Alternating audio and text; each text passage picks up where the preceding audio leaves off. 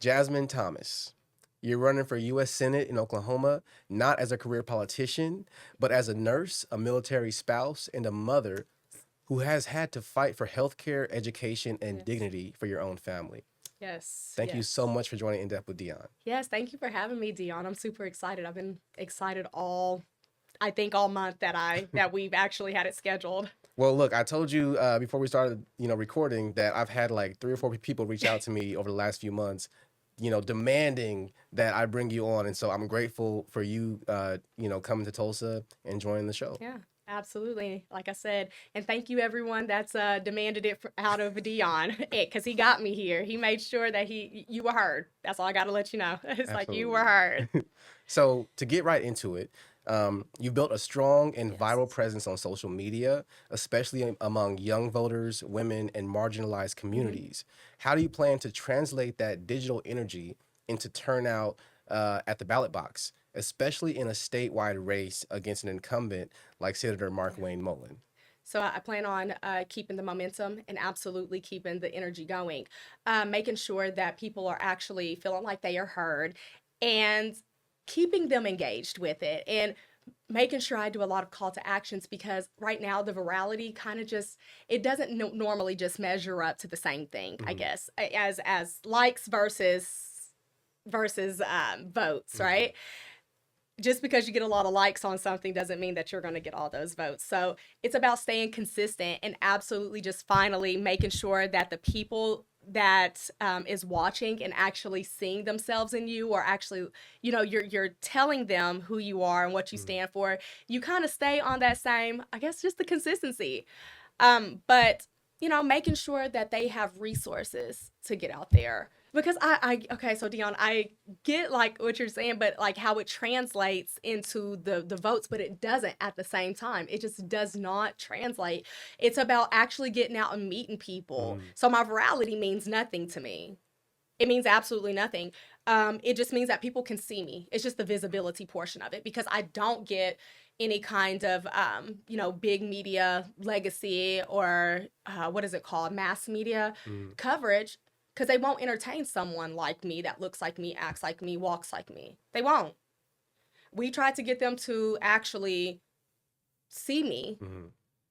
but because I'm not established, they just won't. So with that being said, I had to get out there and find a way to reach the people. And if that went viral, that went viral. But I didn't think that that would ever kind of translate into votes.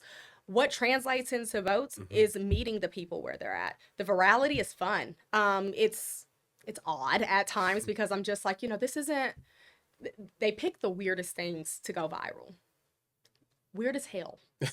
That's the world we live in. Yeah, It's a crazy world. I I can't help, the way that I look, I guess, but I utilize it in a way. I'm not sexual or anything like that, but you get what I'm saying. Like, um, Well, I think one thing that I found really unique is that you have been able to, you're not letting the virality use you. You're using it to get people to really see you, yes. and so I feel like that's something that's unique, and your multitude of identities is unique Hmm. as someone wanting to represent Oklahoma, which has such a unique history Hmm. in the sense of these, like we said, convergence of different cultures: indigenous, black, white, Hispanic, so many different cultures. So I want you to explain, like, what was it, um describe yourself and Yeah. your identities, and then what was it that drove you to actually run? Yeah. So, I'm actually a nurse. I'm a mom to an autistic son, but I have a daughter too, but she's neurotypical. And if that, I guess, if sassy was a disease, I guess she's got it forever. Fair enough. But I'm a mom. I'm a active duty military spouse, and I'm a nurse. And I'm Black, white, and Native American. I'm Chickasaw, and those are actually so near and dear to my heart, because you always hear people talk about that identity politics is not a real thing, Hmm. or keep identity out of politics. And the Hmm. thing is that identity shapes politics. Mm. Everything that we do every day is a politic. Being black in America has always been a politic. Right. Being white in America is a Mm. politic. Even though it's always favored them, It's a politic, but being Native is a politic. And people don't understand that a lot of the actual legislation that we've had, such as the civil rights movement, such as the Trail of Tears that also brought in the Dawes Act and all the federal recognition programs that comes in with it, is because of identity. Mm. Nurses have strikes because what? It's an identity. They want a labor union, right? And that's a part of a identity. Mm. A mom that has a child with a disability, they want legislation for better resources and outcomes for our kids or our family member, loved one, whatever.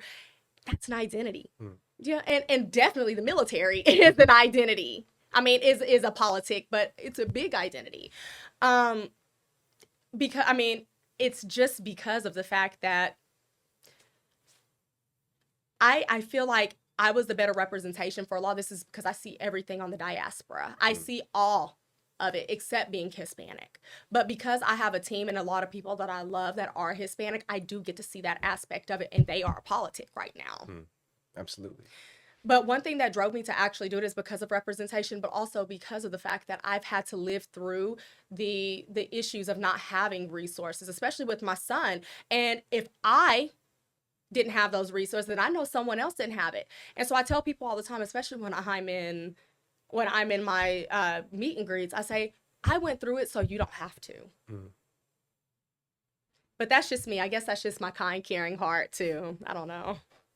So, when it comes to, we have, of course, a primary election and then the general election. I believe, I want to say 2 other primary candidates have one or 2 other primary candidates have announced. What is your plan to win the primary? I didn't know that there was 2 other people that was running. I thought it was just me. So now hearing that, what are your thoughts about that? That ain't got nothing to do with me. Okay. They really don't. They're running their own race. So if there's 2 other people running, congratulations to them. It's hard. I hope they catch up. Mm. Not to be, but I just didn't know. Had no idea. Let's say you make the primary. You Right. become the primary candidate Right. for the Oklahoma Democratic Party. What is your message to Oklahoma voters who maybe they're leaning Republican or they're undecided? Right. What is your message to convince them to give you a shot? My message is that if you have seen yourself, because one thing that I do is when I'm sharing my message, especially like on any socials, is I always put my own lived experience and I tell a story. And then as your next U.S. Senator, this is what I plan to do. And so a lot of people that I've actually gained, a lot of supporters that I've gained, is because of those stories, because they've seen themselves in me. They've been there, or they've seen someone, or they actually feel for this situation. So therefore, when they read those, they're just like, yes, she knows exactly what I've been through, or she knows exactly what it's like to have to suffer through being working class, or suffer through the terrible resources and legislation that we have that doesn't actually take care of us. So I always let people know that it's people over politics. Mm.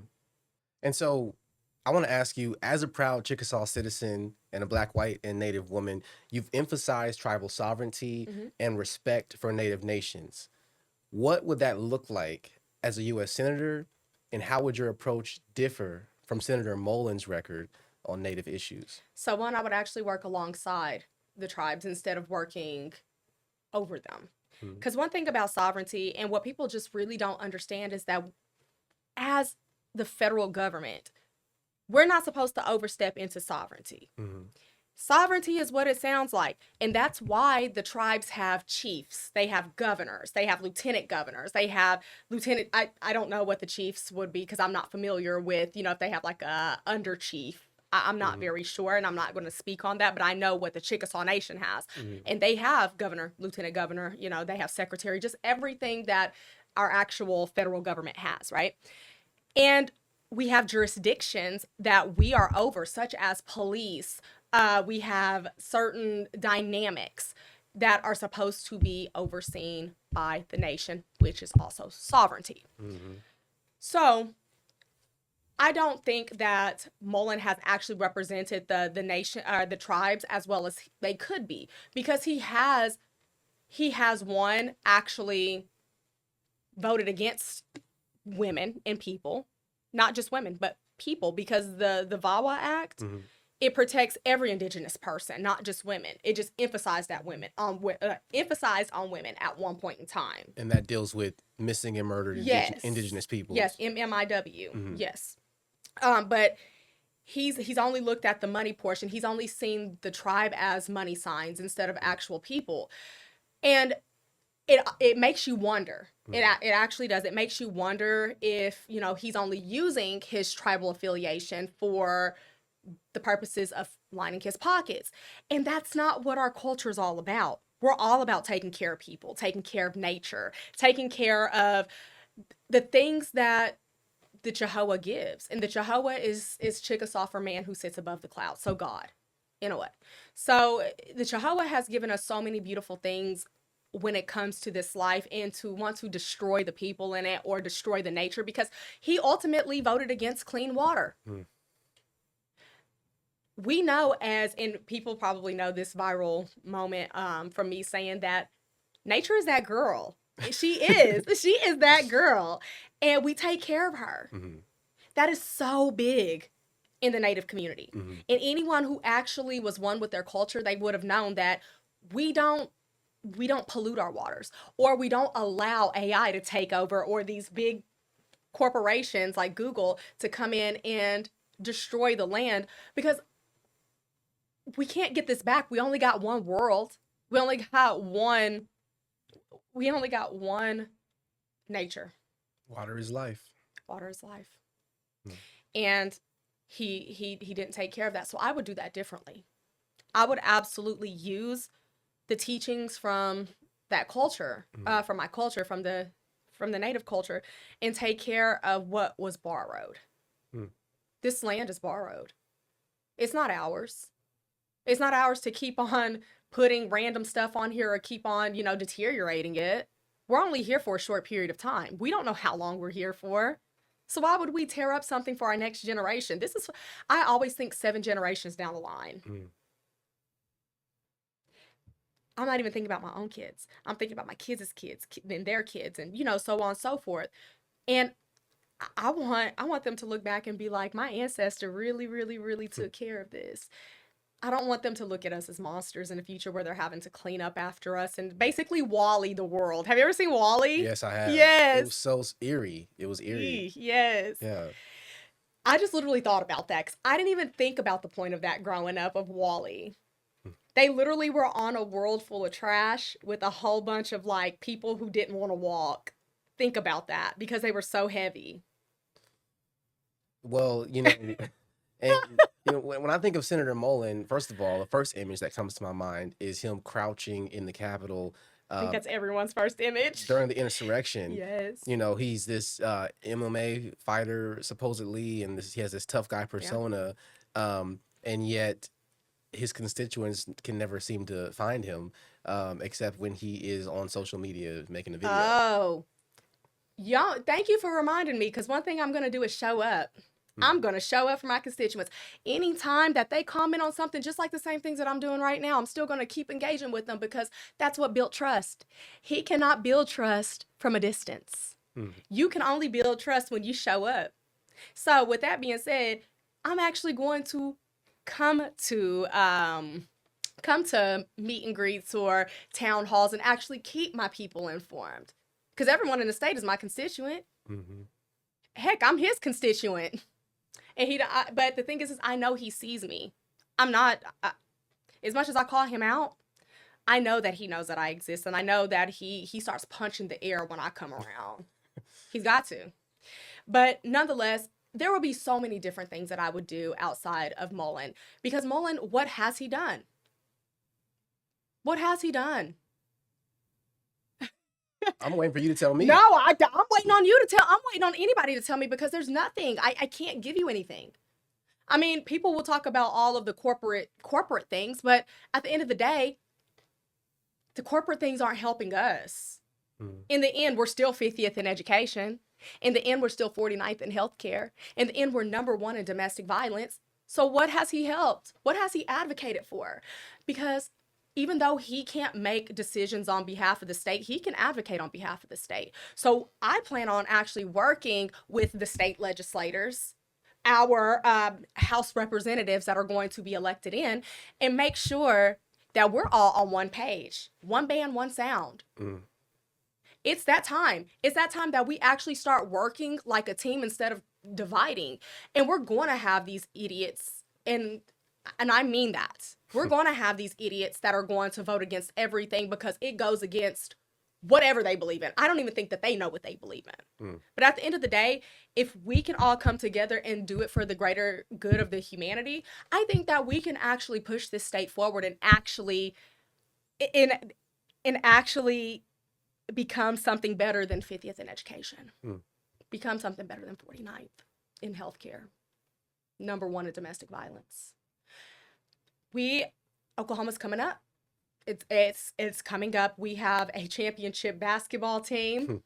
We have all these new locations, like what is it called, like attractions, Mm-hmm. kind of like Okana, that's in Oklahoma City. I don't know if you've seen that, but my tribe actually brought that up because there wasn't very much for people to do in Oklahoma. That's right. Chickasaw Nation funded that. Yeah, and then they built up Bricktown, I mean, brick by brick, and, put a lot of stuff down there so people would actually come to Oklahoma and see about Oklahoma. But people aren't going to come to Oklahoma if they know that Oklahoma is not really a safe place. They're not going to come here and be like, I want to marry someone beautiful here when they don't even see anyone beautiful come from here. That's not the representation that we breed very handsome and beautiful people here. But when you have someone like Mullin that's in office, that literally beautiful, intelligent people at that. Sorry, but when you have Mullin in office, that's literally that literally gives foot.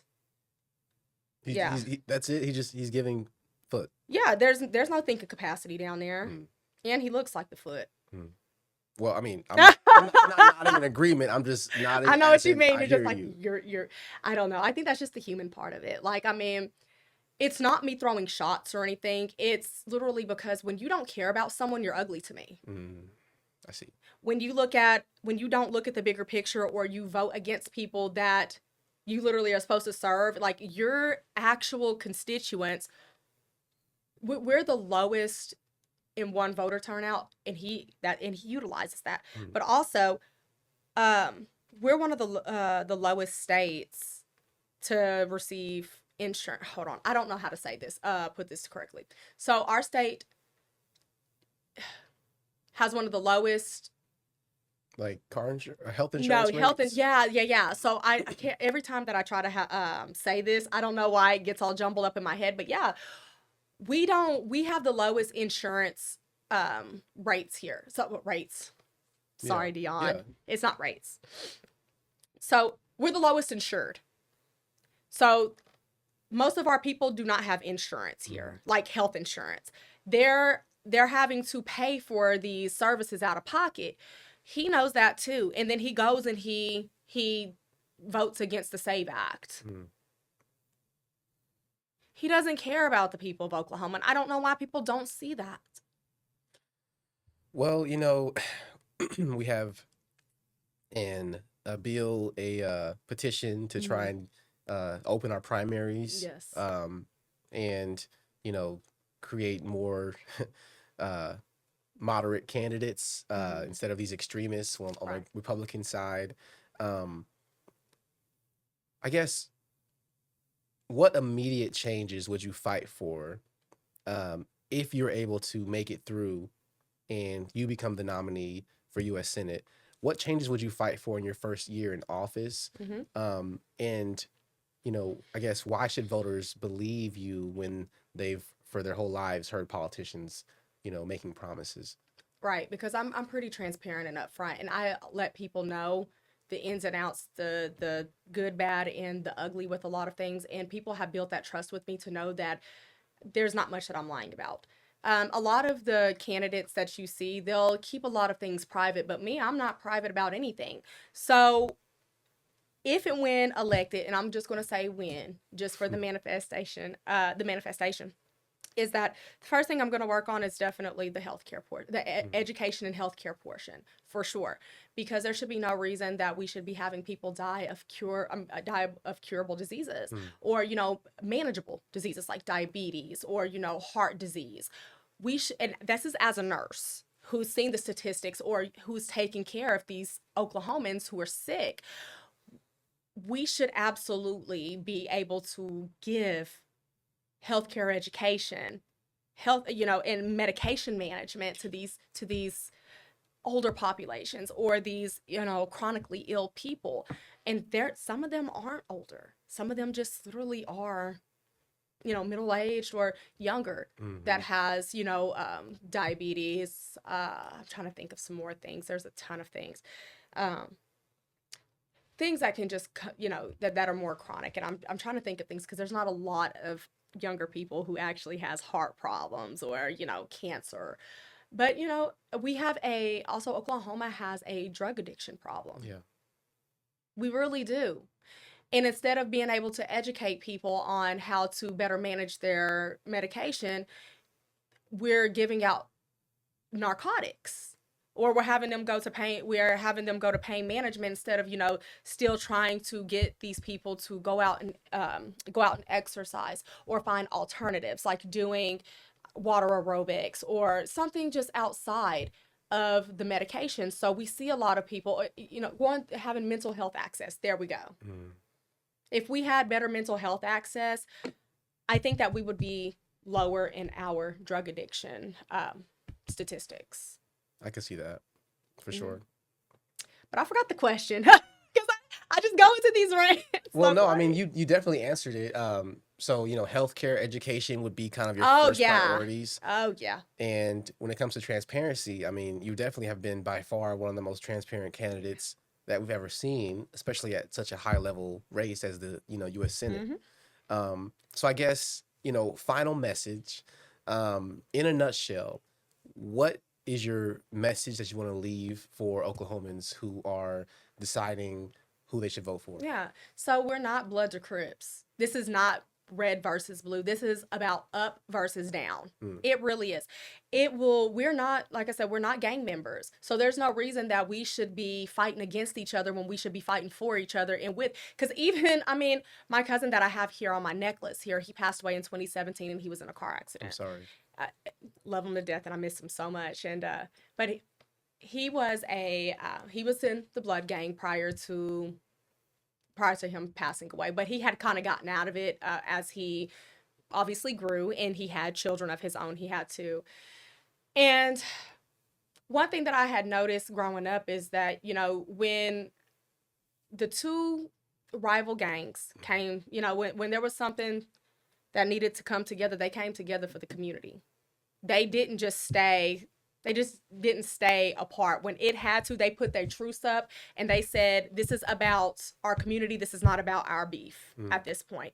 And that's what we need. We need to have a truce within each other. We need to say, hey, I understand that I don't believe in this, this, and this, but I can also believe in this, this, and this, and be okay with voting, because we only have a two-party system. Like, yes, we have independents, but independents normally don't get through primaries, or no one takes them serious, unfortunately. I would, and they should be taken serious. That's why 836 should absolutely 100% be passed.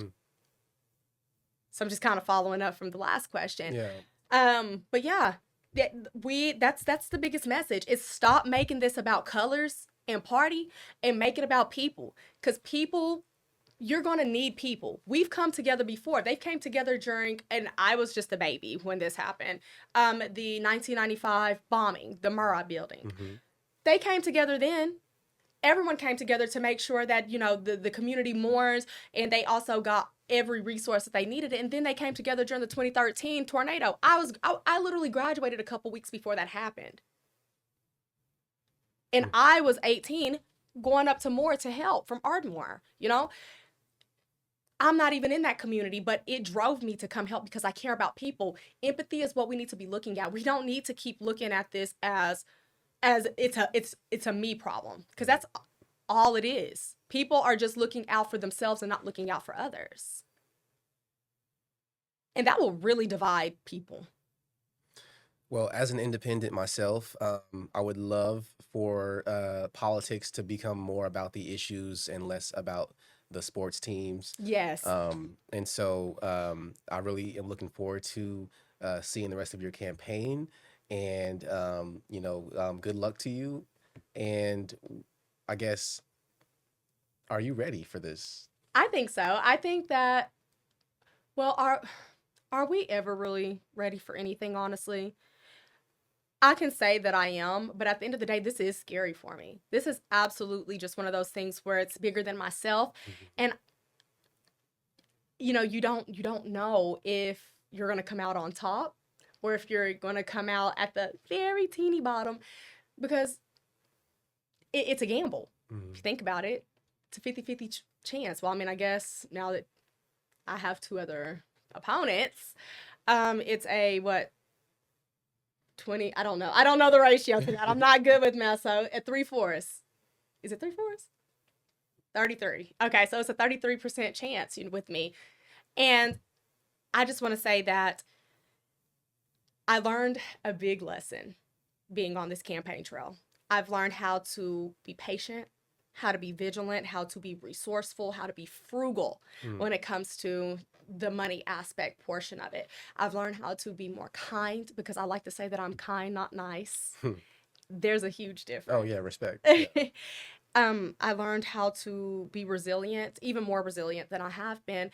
And I've just learned a lot about myself on the campaign trail. I have. And I think that if I don't come out on top, at least I'll fall on my feet. I'll never land on my back, Mhm. because I learned a lot from this. I got to make the most incredible friends, my staff, or my family, that I got to build. And I'll never land on my back if I don't come out on top of this. I think at the end of the day, I got the point across that Mhm. I've always been trying to get, and also getting the younger generation involved more. Because I've seen that. I've gotten people registered to vote. I've got people motivated to vote for me because it's me. And I'm humble about all this stuff. So I don't just go. So this is the one time that I'm actually like giving myself the props, Mhm. is that I've worked so hard getting out in the community and building that trust and being able to look these people in the eye and say, if I do anything just once that just does not fit your, that does not fit your taste, you don't have to vote for me. I will literally, I will literally let you, I will talk up the next person.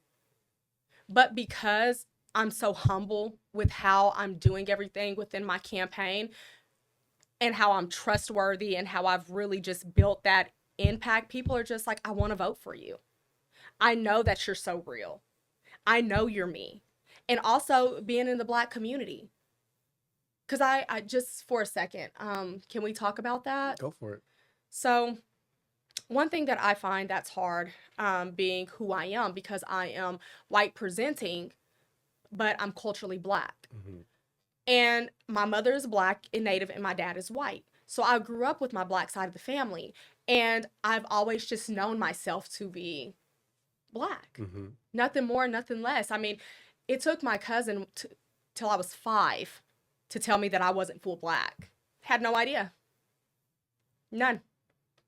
I thought I was just high yellow bone, and and I did. And so it really was a wake up call to me when I found out that I was mixed, because my grandma's not. My grandma has the same skin tone as I do, and she's just Black and Native, but she looks just like me, right? Mhm. So there was no need for me to actually believe that, because my dad personally wasn't around. He lived in Florida. So, I had a hard time with being accepted, because I was either too Black for the white kids or too white for the Black kids. There was never a middle for me. So I struggled with my identity a lot. So when I had came out with a post and the Black Wall Street had shared it, I was just like, this is because these people are talking about it, not necessarily all of my Black supporters or anything Mhm. like that. It's really the people who are saying identity politics doesn't matter. And that's where I gave that identity politics actually does matter, because it shapes the policies in legislation. But I struggled through that, because even my own community that I was actually identifying as Black kind of oust me and tell me like, no, you're not Black, you're not Black enough, you don't pass this paper bag test. And it's like, you cannot take that from me. You cannot take that my mother is Black, and you cannot take that is exactly who I was raised by, with strong Black women who absolutely instills in me that it's power. Black is power. And I will never, ever, ever take that for myself. So, or anyone else. I would never take anyone's identity. I don't care what kind of mixed you are. If you're more yellow than me, or, you're blonde haired, blue eyes, because we come in a variety of shades. Absolutely. Absolutely. But I'm hoping that, because I really don't get the shade, obviously, from being Native. Some people, if they're feeling feisty for the day, they'll say, no kidding, they'll say like, they'll test me on, my nativeness, I'll call, or, my indigenous roots, but no one tests me more than my Black community. And so that's why I'm so proud that I would be the first Black and Native woman to ever hold this seat. I mean, not just even that, the first woman. Because that will actually show how strong, one, Oklahoma is, how diverse it is, but also it shows that we can do anything. And I want the little girls out there to be like, she did it, I know I can do it. I want my daughter to look up at me and be like, my mom is really genuinely incredible. I call all of my supporters' kids, my nieces and nephews. I'll be like, those are Auntie Senator's babies. Like, I love it, But I just want people to know that we have been overlooked a lot. Yeah. We have been. And it's about time that we actually show that we are educated. We are firm in our beliefs. We actually have the brain cells, and I guess that would be part of educated, but I mean, we have the rich history that needs to be shared, because people always try to take that from us. They really do. They try to take our heritage from us all the time, and they try to delineate what we've been through. And I hate that. That what Markwayne Mullin is not what represents me. Because anyone who tries to take away the rich history and culture on any end of my aspect is not someone that I can relate with. But that's just a passion of mine. So there's going to be policies that are absolutely going to come up with being, with the disability rights, and that's not just for children. That's for anyone who's struggling with a disability. There's going to be mental health. That's on the ballot with me. Education. Definitely. It doesn't even stop K through 12. It goes on to college. Making sure that the kids that are in these communities that don't leave these communities, but maybe they, want to go to college and they want to come home and take care of their family, whatever it may be, we incentivize them to come home to their rural areas. And this is especially in rural areas. We incentivize them to come home and say, we'll pay your student loans if you come home and work like as a nurse or in allied health. Yeah. Making sure that they at least have something to fall back on. Because we know that people who come from rural areas, they're small towns. And the older generation likes people that they know to take care of them. Yeah. It's a familiarity. So like, they don't want to see a doctor from Houston come down here and be their their dentist. Yeah. They want to see that their brother's cousin's husband's daughter from down the line is taking care of them. It's just because it's the familiarity, and they'll be more likely to actually get health care because they're scared. They don't understand. There's always that language barrier as, when they're talking to their providers. Yeah. That's why they won't go to the doctor. So that's why they die. They die, or they go through heart issues because they don't want to go to the dentist. And anyone who knows, and I didn't know that it wasn't a known phenomena until just recently. I was like, did you know that, when you have teeth issues, like in gum issues, it goes to your heart and it can cause you a heart attack. Oh, that's wonderful. Yes. So that's why we stress the importance of dental care as nurses, as dentists, dental assistants, registered dental hygienists.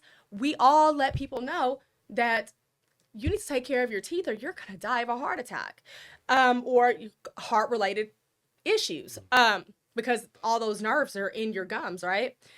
People don't know that because why? They're not telling anyone. No one, not just your doctors, because your doctors will tell you, but sometimes again that's that barrier. But nonetheless, we have issues with getting access to these and transportation access to go to doctors' offices, to go to doctor's appointments. So I want to be able to advocate on that behalf to make sure that we have transportation to get to our doctor's appointments. And they can say, oh, we have that on insurance or we have that on Sooner Care. Okay, well, Sooner Care is now, it's now, it's not state-based. So now these companies that are actually taking on your Medicaid, your state Medicaid, now they cannot offer that stuff anymore. Whereas when we were paying into Sooner Care, you really had me on this. When we were paying into Sooner Care, it was coming out of our taxes, going into the state, the entity of it. But now it's going into places like United Healthcare, like Aetna, all these other places that don't care. And people are accepting the breadcrumbs of it, and I'm not doing it. I'm not letting my Oklahomies keep on accepting breadcrumbs because every time it's like, here, damn. Excuse my language. Basically. It really is. And it just blows my mind how we've been mistreated for so long, very mistreated, that we're just willing to accept anything. I won't even accept that out of a partner. So why should I accept that out of the government? Put that as a slogan. That's a bar. It's because people don't know, because no one is telling them. No one is sitting here and actually giving the ins and outs like I do. I explain everything in layman's terms to my supporters. I can't call my constituents because I'm not elected yet.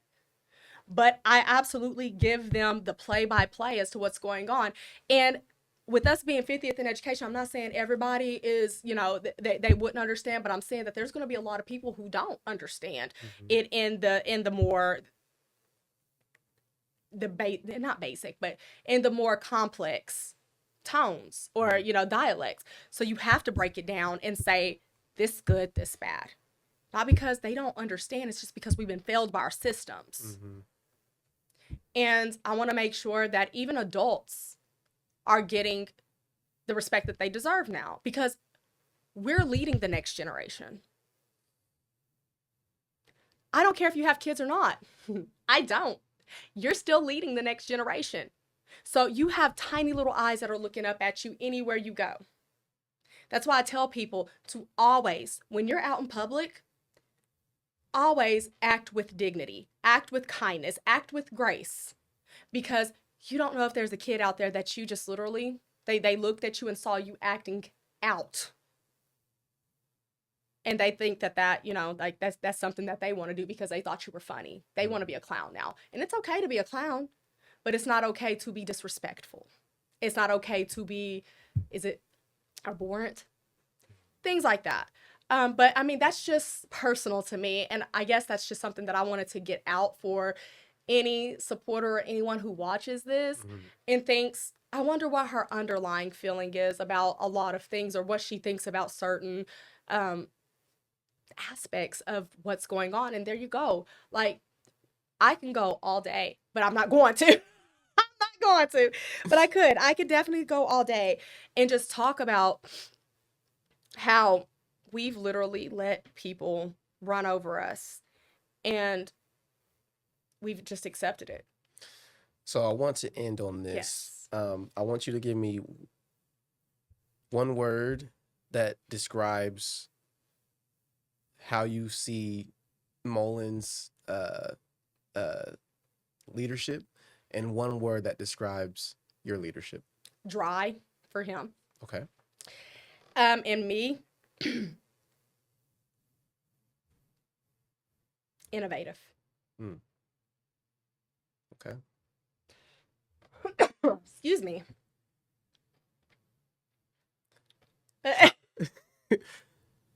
Why do you say dry for Mullin? Because there's no seasoning to it, like nothing, like he doesn't care about anyone, so therefore there's nothing that gives it a pizzazz. There's nothing that he's and like, I hate to talk about another woman's husband, because I try not to.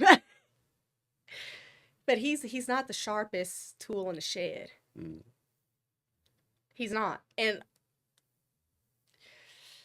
he doesn't even really come up with his own type of his real type of legislation. He just normally piggybacks off people, or he also thinks that he can call himself native and also call himself cowboy.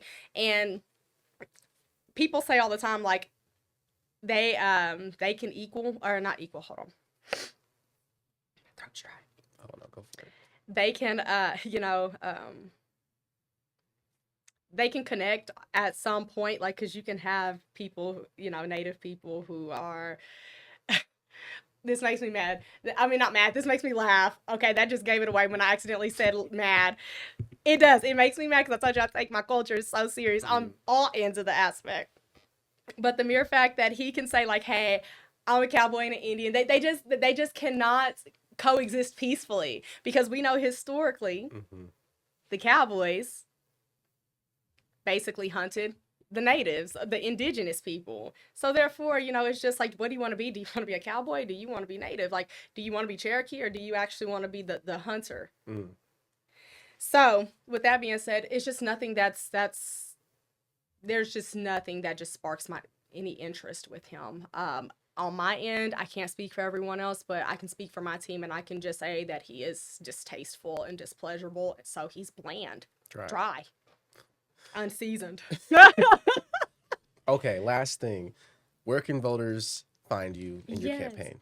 So you can go to www.jasmine, JasmineFor.com, and you can actually look at my policies. You can go to donate, volunteer, because we're always needing volunteers. You can absolutely go on there and just kind of view a backstory of my life, maybe that I hadn't gotten here since we're very time constrained. Go there and see, but you can also find me on social media at Jasmine for OK. Same for all threads, X, Blue Sky, TikTok, and Facebook. And if you really want to get in depth with me, kind of like Deon here, in depth with Deon, go to, follow me on Facebook. Facebook is going to be the best platform to actually see. Whereas I get as serious there because, Facebook it's unserious, but it's pretty serious. That's where you're going to have your older generation. But on TikTok, I just like to have fun. Yeah. I like to have fun with this. So, but please follow all of those. And please, I do need donations, because that's how we keep our operations going. I am a person that has been going on fumes, but I have been absolutely incredibly blessed with the donors that I've had. That's gotten us to this point where we can actually be able to show up to the podcast with Deon and actually afford lunches for my incredible team that comes along, So please donate where you can. I'm grassroots, and grassroots means that I don't accept corporate PAC funds or APAC funds. So I just absolutely, I'm for the community. The community funds me. And that's how it should be. We shouldn't be funded. Our politicians shouldn't be funded by corporations. So with that being said, I'm for the community, and the community funds me. So therefore I can't work for anybody else. The only people that I can work for are the people that's paying me. And that's my Oklahomies. So again, I'm Nikayla Jasmine Thomas, and I'm running for the U.S. Senate seat against Markwayne Mullin here in Oklahoma as a Democrat, APAC and corporate PAC free, and I'm here to work for the Oklahomans. Well, y'all heard it here. Nature is that girl. And she is. And Jasmine Thomas for U.S. Senate is here to work for all Oklahomans. So thank you so much for dropping by In Depth with Deon. Yes, thank you, Deon.